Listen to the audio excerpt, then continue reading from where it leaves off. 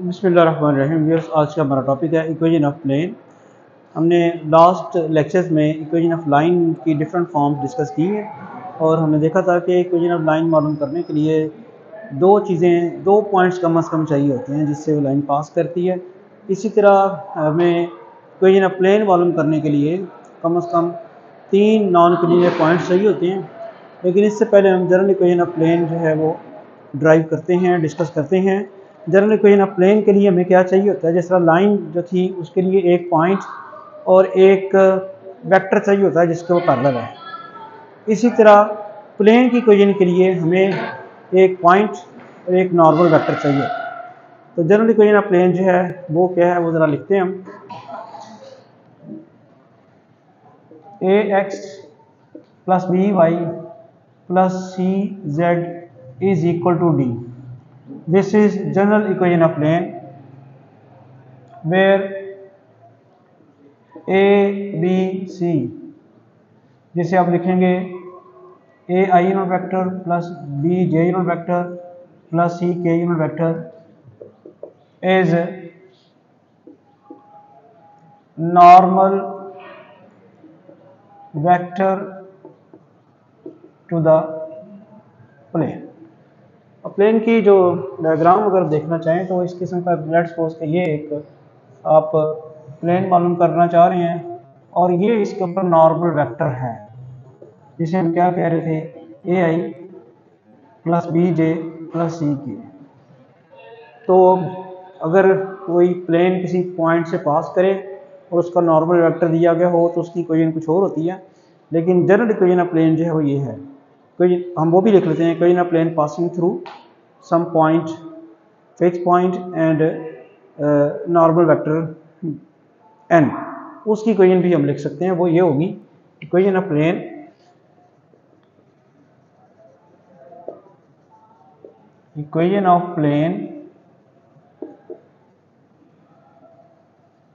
Through a point, let's suppose हम ले रहे हैं x1 y1 z1 and normal vector n a b c is, वो होगी a into x minus x1 plus b into y minus y1 plus c into z minus z1 is equal to 0। ये है equation of plane passing through point x1 y1 z1 and whose normal vector is n। जिस तरह कि हमने equation of line मालूम की थी, passing through point x1 y1 z1 and parallel to some given vector, वो कुछ और थी और ये कुछ और है। इसकी सिंपलीफिकेशन देखें, अगर हम ये करें ax minus ax1 plus by minus by1 plus cz minus cz1 is equal to 0, तो हम लिखेंगे ax plus by plus cz और बाकी सारी चीज़ उधर ले जाएंगे, ax1 plus by1 plus cz1। ये ध्यान में रखिए कि ये सारी चीज़ जो राइट हैंड साइड में लेके गया हूँ ये सारी की सारी कांस्टेंट है। ये कांस्टेंट क्यों है ये सारी की सारी चीज़, क्योंकि इसमें x1 y1 z1 fix numbers हैं, वो एक फिक्स पॉइंट के कोऑर्डिनेट्स हैं, a b c भी हमें दिया हुआ है, तो ये सारा मिलके क्या बन जाएगा, कांस्टेंट। इस कांस्टेंट को किसी एक और कांस्टेंट से रिप्लेस करा देते हैं तो हमारे पास वो इक्वेशन आ जाएगी जो मैंने अभी लिखी थी, ax plus by plus cz is equal to d। This is the equation of the plane with normal vector a b c। This is general form of the equation of plane जो मैंने यहाँ पे लिखी है, ठीक है। तो वो आप देखते हैं कि डेरिवेशन से भी आ गई है। Equation of plane passing through the point x1 y1 z1 with normal vector a b c वो ये होगी। यहाँ से हमने सिंप्लीफिकेशन करके वो कर ली, यहाँ तक तो बात ये होगी। नेक्स्ट एक और इक्वेशन ऑफ प्लेन की फॉर्म है जो passing through 3 non collinear points. याद करें कि इक्वेशन ऑफ लाइन के लिए ज़रूरी था कि कम से कम 2 पॉइंट्स दिए हुए हों तो उन पॉइंट से आप लाइन की इक्वेशन मालूम करें। प्लेन के लिए 3 पॉइंट्स और 3 ऐसे पॉइंट जो एक लाइन के ऊपर लाई नहीं करते, non collinear point. Collinear points कौन से होते हैं, जो एक ही लाइन पर लाई करते हैं, और नॉन कोलिनियर जो एक लाइन पर लाई नहीं करते, वो हमें इसकी मिनिमम रिक्वायरमेंट होती है। तो नेक्स्ट जो टॉपिक है वो लिख लेते हैं हम, next heading, equation of plane through three non collinear points P x1 y1 z1 Q x2 y2 z2 and तीसरा पॉइंट है R x3 y3 z3। ये हमने इक्वेशन ऑफ प्लेन मालूम करनी है through three non collinear points. इसके लिए आप जनरल इक्वेशन ऑफ प्लेन पहले लिखें।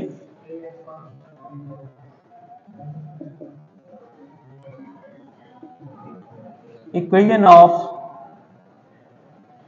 प्लेन इज, जो ऊपर लिखी थी मैंने, ax plus B Y plus C Z is equal to D, ये मैंने जनरल इक्वेशन ऑफ प्लेन लिख दी।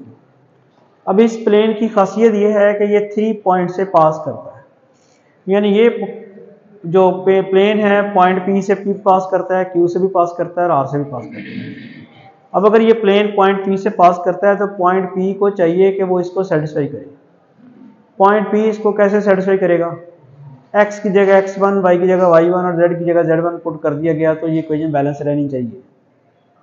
इसी तरह अगर ये प्लेन पॉइंट Q से पास करता है तो इस पॉइंट Q को चाहिए कि इसको सेटिस्फाई करे। अगर ये प्लेन पॉइंट R से पास कर रहा है तो उसके भी कोऑर्डिनेट्स को चाहिए कि इसको सेटिस्फाई करे। तो हम यहाँ आगे इसके बाद क्या लिखते हैं कि since plane 1 passes through the points P x1 y1 z1 Q x2 y2 z2 and R x3 y3 z3, so these points must satisfy equation 1। यानी इन पॉइंट्स का इक्वेशन 1 को सेटिस्फाई करने का मतलब क्या है? पॉइंट P सेटिस्फाई करने का मतलब क्या है कि ax1 by1 plus cz1 d के बराबर होना चाहिए, ठीक है, क्योंकि x की जगह x1, y की जगह y1, z की जगह z1 हो जाए। इसी तरह Q के कोऑर्डिनेट्स क्या हैं? x2 y2 d। इसी तरह R के कोऑर्डिनेट्स क्या हैं? y3, ये पुट कर देते हैं, ठीक है। अब आपने ये जो कांस्टेंट्स हैं a b c d, ये इन इक्वेशन से एलिमिनेट करने हैं। इसको मैं, ये जो इक्वेशन है, इस इक्वेशन को, जो इक्वेशन नंबर 1 है, इसको मैं d लेफ्ट हैंड साइड पे ले आऊं तो माइनस डी हो जाएगा, ठीक है। यानी रीराइट कर रहे हैं आप, 1 को ले आए तो वो बन जाएगा ax plus B Y plus C Z minus D is equal to 0। इसी तरह 2 को ले आए तो क्या आ जाएगा ax1 प्लस बी वाई1 प्लस सी जेड1 minus D is equal to 0। 3 को ले आए तो क्या आएगा ax2 plus B y2 plus C z2 minus D is equal to 0। और जो इक्वेशन नंबर 4 है उसे ले आए तो ax3 plus B y3 plus C z3 minus D is equal to 0। अब आपने एलिमिनेट करने हैं कांस्टेंट्स, चारों कांस्टेंट इन 4 इक्वेशन में से, 4 इक्वेशन हैं, चारों में से 4 कांस्टेंट से एलिमिनेट कर दें। एलिमिनेशन कैसे कर रहे हैं? Eliminating a b c d from above equations. जी क्या हो जाएगा? x y z minus 1, x1 y1 z1 minus 1, x2 y2 z2 minus 1। इसी तरह x3 y3 z3 -1 determinant is equal to 0। Elimination का तरीका ये होता है, ठीक है। ए बी सी, अगर आपको नजर जी हाँ, अगर फर्ज करिए मुश्किल हो रहा है तो आप ये समझ लें कि आप इन सब में ए लगा दें, ए ही खत्म किया ना, इस क्या होगा ax1 ax2 ax3, अगले लाइन अगले स्टेप में ए कॉमन निकल जाएगा और वो कट जाएगा। इसी तरह बी सी डी वो भी निकल गए। अभी मैं यहाँ से कॉमन निकालने लगा हूँ। अगर आपको प्रॉब्लम हो रही है तो आप वो प्रोसीजर कर सकते हैं, A B C A B C A B C A B C, और वहाँ क्या आएगा minus D minus D minus D minus D, ठीक है। अब आप ये करें कि इस फर्स्ट कॉलम में से ए कॉमन निकालें, वो आ जाएगा ए। सेकंड कॉलम में से बी कॉमन निकालें, थर्ड कॉलम में से सी कॉमन निकालें, और फोर्थ कॉलम में से माइनस डी कॉमन निकालें। बाकी क्या रह जाएगा आपके पास, x y z 1, x1 y1 z1 1, minus मैंने कॉमन ले लिया है, x2 y2 z2 1, x3 y3 z3 1 is equal to 0, ठीक है। अब ये जो कॉमन लिया ये राइट साइड पे जाके जब डिवाइड करेगा 0 को तो वो कट जाएगा, तो हमारे पास आ जाएगा 4/4 का ये डिटर्मिनेंट आएगा, x y z 1, x1 y1 z1 1, x2 y2 z2 1, x3 y3 z3 1 is equal to 0। 1 कॉमन लेके क्या करोगे, वहां यहाँ क्या छोड़ोगे, 1 कॉमन लेने से तो 0 नहीं आएगा। कॉमन लेने का तो मतलब ये है कि आप डिवाइड कर रहे हैं, तो वो 1 का 1 ही रहना है, वो यही रहना है, ठीक है ना। 1 के अलावा कोई चीज होती तो हम कॉमन ले लेते। This is the equation of plane passing through 3 non-collinear points। अगर आपको 3 non-collinear points अगर वो दे देता है और कहता है इक्वेशन ऑफ प्लेन मालूम करें, तो ये करना आप। अब नेक्स्ट एक क्वेश्चन सॉल्व करते हैं। सेटिस्फाई किस तरह सेटिस्फाई करानी है, नहीं वो ऐसी सिचुएशन नहीं, वो डिटर्मिनेंट की प्रॉपर्टी है। सारे डिटर्मिनेंट सिर्फ इस वजह से थोड़ी जीरो होते हैं, सारे डिटर्मिनेंट इस वजह से थोड़ी जीरो होते हैं। डिटर्मिनेंट तो किसी वजह से भी जीरो हो सकता है, उसकी एक्सपेंशन करें वैल्यू जीरो आ सकती है। आप तो सिर्फ इस वजह से डिटर्मिनेंट थोड़ी जीरो होता है कि उसकी 2 रोज बराबर आ गई है, नहीं ये नहीं, एक्सपेंड करेंगे तो जीरो आ जाएगा। हाँ अलबत्ता जरूर है कि अगर कोई डिटर्मिनेंट जीरो आ जाता है तो उसको वो प्रॉपर्टी बनाई जा सकती है उसकी, ठीक है। तो ये आ गया आपके पास, एलिमिनेशन का प्रोसेस किया, उसके बाद ये डिटर्मिनेंट आ गया। और ये जीरो तो इसलिए आ रहा है कि जिन इक्वेशन से आपने A B C D eliminate कराए हैं उनकी राइट हैंड साइड पे जीरो है, ठीक है। अब ये 4/4 का हमने कर लिया। कोई फिर रिपीट करते थे equation of plane, general equation of plane, और पासिंग थ्रू 3 पॉइंट जब करेगा तो तीनों पॉइंट्स इसके ऊपर लाई करेंगे, उनमें से ए बी सी डी को एलिमिनेट करके हमारे पास ये आ जाती है। अब एक क्वेश्चन करते हैं जिसमें 3 पॉइंट्स दे के दिए हुए होंगे, तो कहेगा इक्वेशन ऑफ प्लेन फाइंड करें। The next question, find an equation of plane through the points P4 -1 2 Q -3 -2 -1 और 7 -1 3। तो इक्वेशन ऑफ प्लेन आप ये लिखेंगे, उसके बाद पॉइंट लाई करा देंगे, तो डायरेक्ट भी लिख सकते हैं।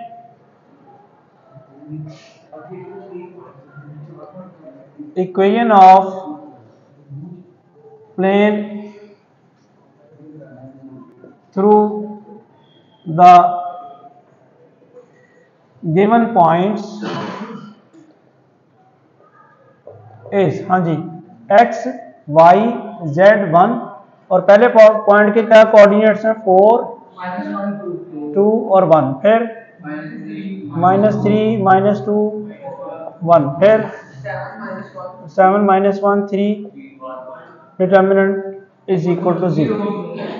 अब ये 4/4 का डिटर्मिनेंट है, एक्सपेंशन करनी बड़ी मुश्किल है, तो हम कोशिश करेंगे कि मैक्सिमम नंबर ऑफ जीरोज आ जाए। तो वो कैसे आ सकते हैं, अगर आप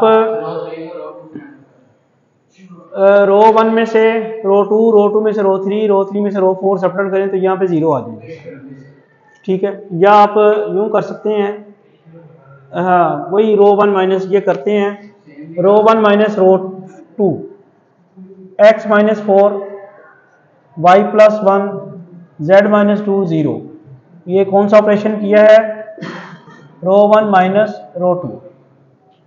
अब रो 2 माइनस रो 3 करें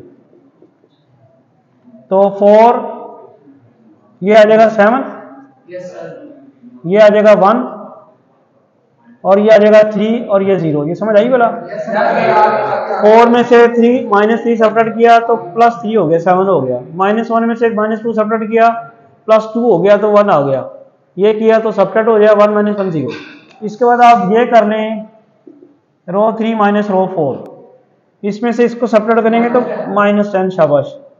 ये करेंगे सब्ट्रैक्ट तो माइनस 1, इसको करेंगे तो और ये 0, ठीक है।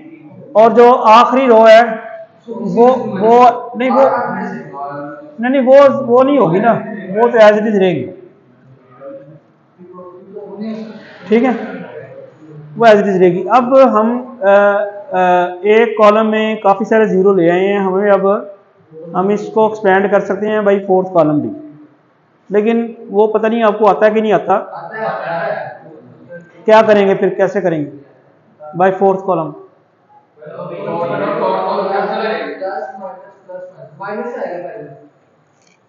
फर्स्ट कॉलम से करें तो प्लस माइनस आता है, सेकंड से करें तो माइनस प्लस, थर्ड से करें तो प्लस माइनस, फोर्थ से करेंगे तो फिर माइनस, ठीक है।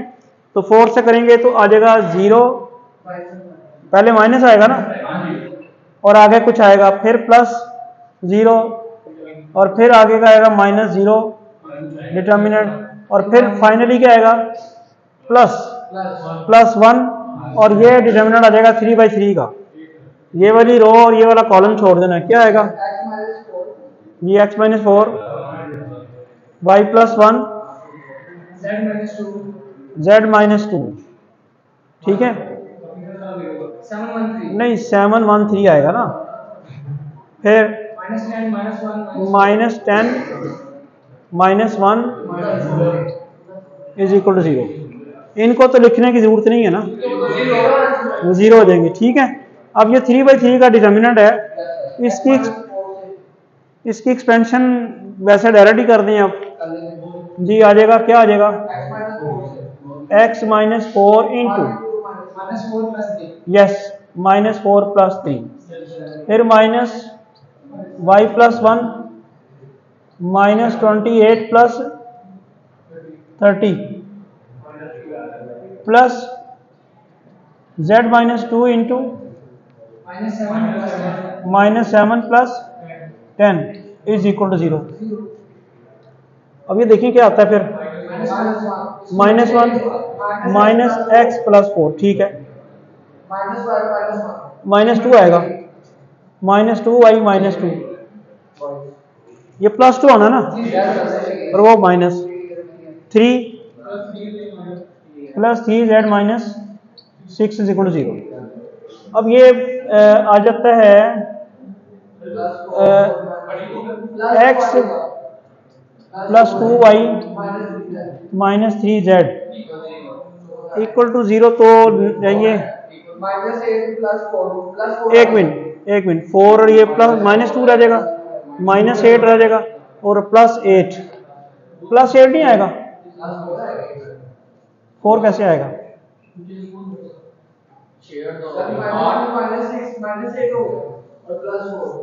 मैंने माइनस पहले कॉमन ले लिया भाई, ठीक है ना।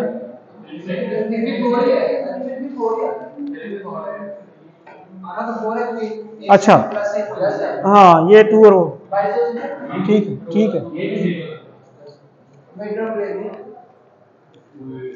ठीक है ना। माइनस 6 और माइनस 2 माइनस 8 हो गया, और ये माइनस 4 और नेगेटिव साइन में कॉमन ले चुका हूँ, तो ये आ जाएगा। तो ये आज का हमारा टॉपिक था। कुछ क्वेश्चन आप खुद कीजिएगा जब भी आपको equation of plane passing through 3 non collinear points मालूम करनी आए, तो यही आपने फॉर्मूला लगाना है ये वाला, और उसके बाद आपने इसकी एक्सपेंशन करनी है। 4/4 का डिटर्मिनेंट है, इससे एक्सपेंशन करने के लिए ये जो लास्ट कॉलम में 1 पड़ा हुआ है ना, ये फायदेमंद होगा। कि आप पहले मैक्सिमम ज़ीरोज़ बना लें फिर एक्सपेंड करें। जब आप मैक्सिमम ज़ीरोज़ बनाते हैं तो 3 डिटर्मिनेंट तो आप एक्सपेंड ही नहीं करने पड़ते, आपको 0 0 हो जाते हैं, यानी उनके साथ 0 मल्टीप्लाई हो रहा होता है। तो जो एक्सपेंड करना पड़ता है वो 3/3 का है। Thank you.